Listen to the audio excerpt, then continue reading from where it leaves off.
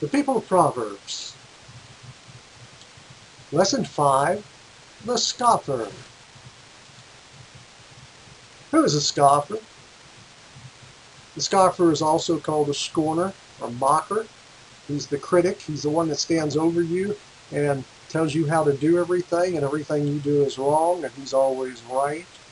He's the judge that just has all the answers. You've met this person. Everybody else is wrong, but they're right. He's defined as a man or woman characterized by contempt. In the biblical realm, he mocks at moral principles, willfully ignoring them in his own conduct, but still seeking to correct them in others. This person is best known by what comes out of his mouth. He mocks, he scorns, he scoffs, criticizes, he judges. What does he scoff? Well, in the worst form, he scoffs at God. You may remember Madeline Murray O'Hare. Take the word God out of the Pledge of Allegiance or off the dollar bill. There's no God. And just say whatever you want about a God that doesn't exist. More recently, you got Richard Dawkins and others of the scientific community, that atheists who push the existence of a non-God and their beliefs that there is no God. They also mock, scoff moral principles. They don't believe in absolutes. They don't believe in God's moral law. They believe in relativism or subjectivism or humanism. They mock at God's program. Anybody trying to do God's will, they would be critical of, and do anything they can to stop that program, whatever God's doing, interfere with anything the church is doing. They also mock at God's servants, anybody trying to do God's will. Mock at God's children. What is the character of the scoffer? Well, he's a fool. In fact, the scriptures teach that he's a fool. In the previous lesson, we taught about the fool. Go back and study what a fool is. He's that, plus he's more. He goes beyond simply being foolish and doing foolish things and thinking foolishly. He mocks at everything that is not, in his opinion, what is right. He will not seek wise counsel for himself. That's because he already knows it all. He's got the answers. Proverbs 15:12, the scorner does not love one who corrects him. He will not go to the wise. He rejects any kind of attempts to counsel or work with him. He hates correction and rebuke. That's because he already knows it all. Everybody else is at fault, not him. Proverbs 9:7-8, whoever corrects a mocker is asking for insult. Whoever reproves a wicked person receives abuse. Do not reprove a mocker or he will hate you. Reprove a wise person and he'll love you. I've seen it over and over again. And by the way, they come in many forms. They can be your boss. They can be involved in the church. I've seen mockers many times in the church. They got all the opinions and have all the answers. And if you try to say anything to them, they just have a huffy. Proverbs 13:1a, wise son accepts his father's discipline, but a scoffer does not listen to rebuke. They're quick to say, judge not, lest you be judged. Yet they're the quickest to judge. Not only is he a fool, he's arrogant and he's proud. Proverbs 21:24, a proud and arrogant person whose name is Scoffer acts with overbearing pride. I've got the answers. I know it all.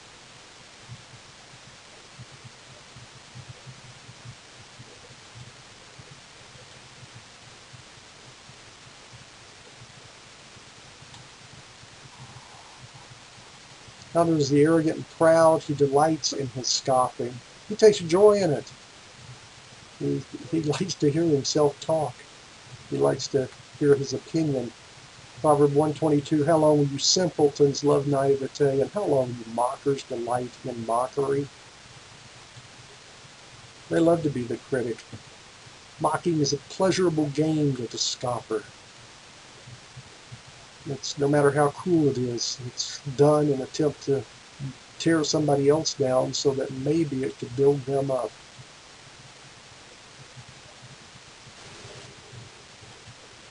He delights in his scoffing. Wine is a mocker. Wine increases the mockery. Proverbs 21, wine is a mocker, and strong drink is a brawler. Whoever goes astray by them is not wise.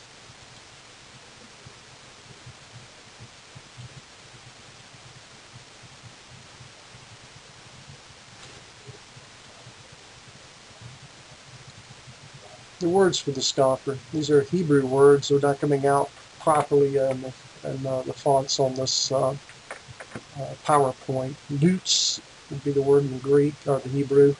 Ridicule, criticize, sarcasm, insults. This is the guy that stands over you and just insults you constantly, criticizes everything you do, points a finger at you. You're always in the wrong. In your face kind of an individual.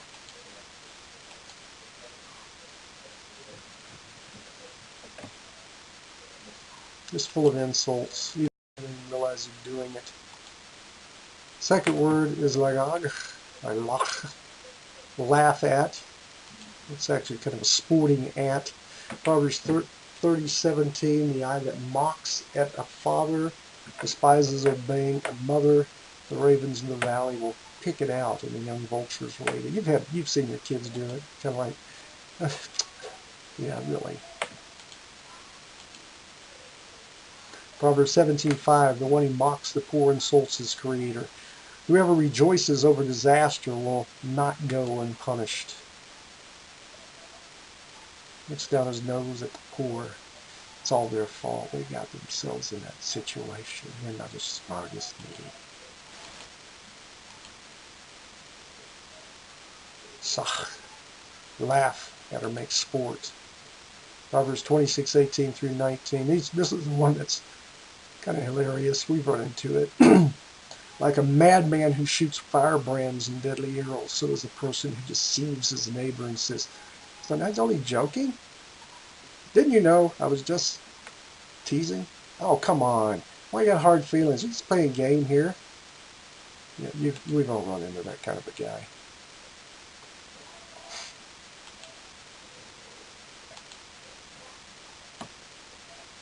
What's the result of his actions?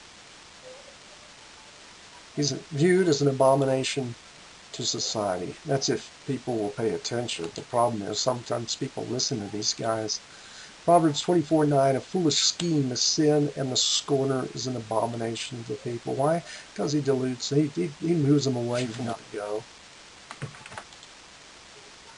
He condemns himself. Matthew 7:1 through 5, because he's judgmental of everything, he actually sets up a judgment for himself. Do not judge so that you will not be judged. For by the standard you judge, you will be judged. The measure you use will be the measure you receive. Why do you seek the speck of your brother's eye, but fail to see the beam of wood in your own? There's nothing wrong with taking the speck out of your brother's eye, but you better recognize you got a bigger speck in your eye. You got a beam in it. Take it out first. Or how can you say to your brother, "Let me remove the speck from your eye"? Well, there's a beam in your own. You hypocrite. First remove the beam from your own eye, and then you can see clearly to remove the speck from your brother's eye.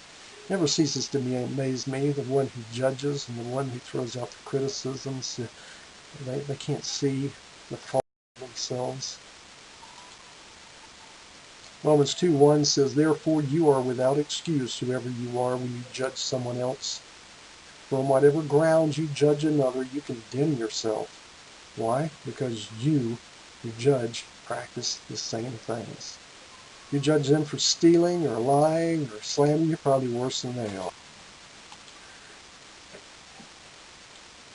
Not only is he condemning himself, God will do to him according to his actions. Proverbs 3:34, although he is scornful to arrogant scoffers, yet he shows favor to the humble. He will be punished. Judgments are prepared for the scorner and floggings for the back of fools. He won't get away with it. It's going to come back to him. Oh, Psalms 2, 1 through 6, in regards to the nations that scoff at God. Why do the nations rebel? Why are the countries devising plots that will fail?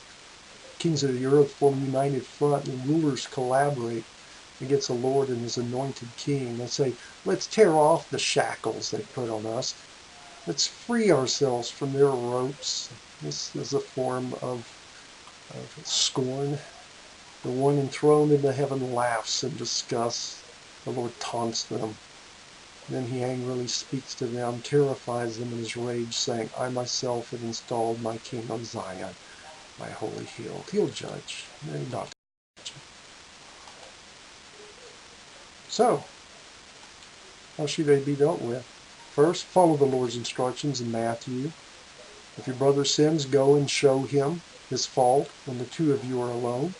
If he listens to you, you have regained your brother. But if he does not listen, take one or two brothers with you, so that at the testimony of 2 or 3 witnesses every matter may be established. If he refuses to listen to them, tell it to the church. If he refuses to listen to the church, treat him like a Gentile or a tax collector. In other words, you just throw him out. Understand that your reproof and correction will probably be met with insults. If he's truly a scoffer, he's not going to receive it. Proverbs 9, 7 and 8. Whoever corrects a mocker is asking for insult. Whoever reproves a wicked person receives abuse. Do not reprove a mocker, or he'll hate you. Reprove a wise person. Matthew 7, 6. Do not give what is holy to dogs, or throw your pearls before pigs. This is your advice. This is your corrections. You don't need to throw it to them. They'll just trample. Otherwise, they'll trample them under their feet, and turn around and tear you to pieces. Don't retaliate. Matthew 5, 38 through 44. If you retaliate, you tend to become just like them. You have heard it that it is said, an eye for an eye and a tooth for a tooth. But I say to you, do not resist the evildoer.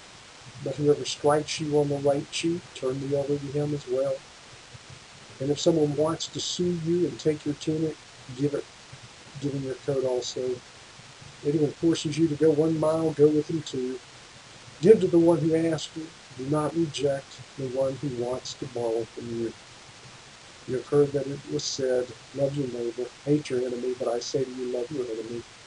Pray for those who persecute you. This is hard when you know a person says nothing but nasty things about you, usually behind your back. To hold back and not retaliate by saying the same type of things. Just don't do it. Romans 12, 17 through 19. Don't repay evil for evil. Consider what is good before all people. If possible, so far as it depends on you, live peaceably with all people. Do not avenge yourselves, dear friends, but give place for God's wrath. God's going to take care of it. For it is written, vengeance is mine, I'll repay, says the Lord.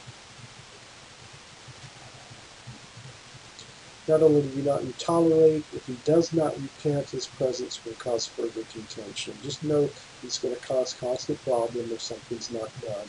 Proverbs 29, 8. Scornful people inflame a city, but those who are wise turn away wrath. He may need to be punished for the sake of the simple. You don't punish him for his own sake. He can't learn. He doesn't receive reproof or rebuke. Proverbs 19:25. Flog a scorner, and as a result, the simpleton will learn prudence. Correct a discerning person, as a result, he will understand knowledge. You don't do it for his sake. You do it that the simpleton might learn from it. Proverbs 21:11. When a scorner is punished, the naive become wise. When a wise person is instructed knowledge. If he'll not respond to reproof and correction, you've got to drive him out and stay away from him. Proverbs 22:10. Drive out the scorner, and contention will leave. Strife and insults will cease. Titus 3:10. Reject the divisive person. Romans 16:17 through 18. I urge you, brothers and sisters, to watch out for those who create dissensions and obstacles contrary to the teachings you have learned, especially if they're dealing with issues of doctrines, main doctrines of the church, or the teaching, or what the pastors basically share into the church, or the leaders and elders of the church, and he's going contrary to it. It's got to be dealt with. And these are the kind who do not serve the Lord Christ, but their own appetites. Either smooth talk and flattery will deceive the minds of their neck. Okay, I've got some personal experience after over 30 years of ministry. Dealt with this a lot. These are some things I've found. Scoffing like gossip is communicable. It is a disease that spreads. Don't think it's going to stop if you don't deal with it. By communicable, it's like a disease that just catches from one person to the next. It spreads like wildfire.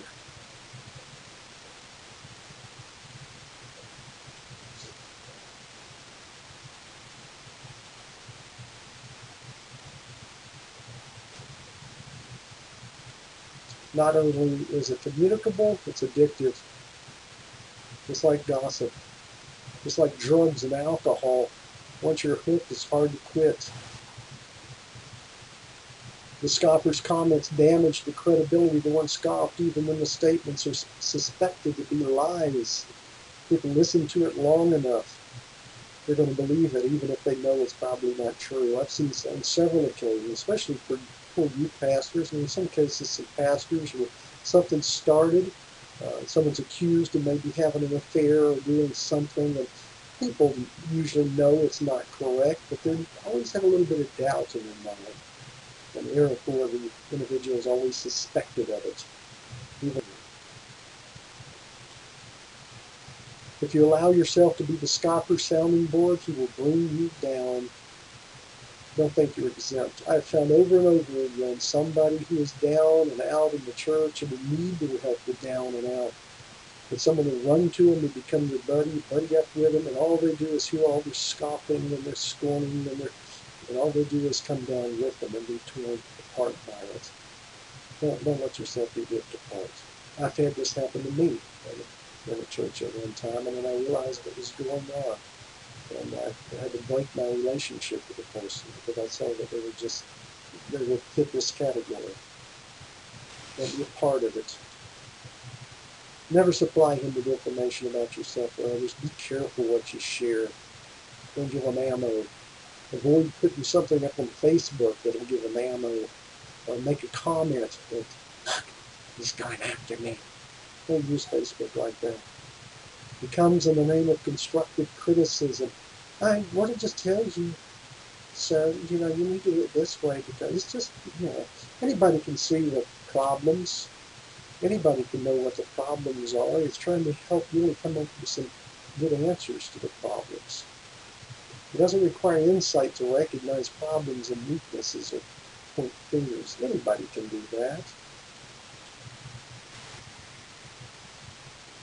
Theodore Roosevelt stated it wisely. It's not the critic who counts, not the one who points out how the strong man stumbles or how the doer of deeds might have done better. The credit belongs to the man who's actually in the arena, whose face is marred with sweat and dust and blood, who strives valiantly, who knows the great enthusiasms, the great devotions, and spends himself in a worthy cause. For if he fails, at least he fails while daring greatly. But his place shall never be with those cold and timid souls who know neither victory nor defeat.